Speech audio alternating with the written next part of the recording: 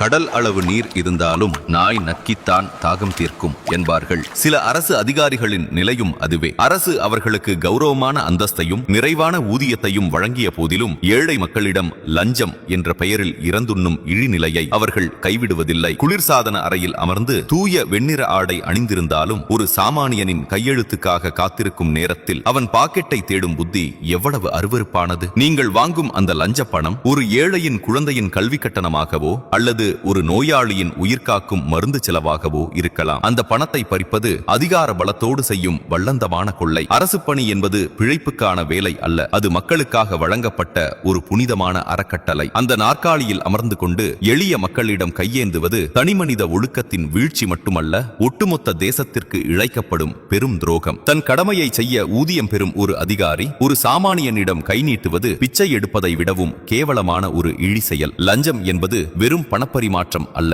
அது ஒரு சமூகத்தின் முதுகெலும்பை முறிக்கும் நஞ்சு. ஒரு அதிகாரி செய்யும் பாவம் அவரது 7 தலைமுறைக்கும் நிழலாய் தொடரும். எளியவர்களின் கண்ணீரிலும் சாபத்திலும் சேர்க்கப்படும் சொத்து ஒருபோதும் நிம்மதியை தராது. எல்லா அதிகாரிகளும் லஞ்சம் வாங்குபவர்கள் அல்ல, ஆனால் லஞ்சம் வாங்கும் அதிகாரிகள் அனைவரும் திறமையற்ற நிர்வாகத்திற்கும் காலதாமதத்திற்கும் மூல காரணமாக இருப்பவர்களே.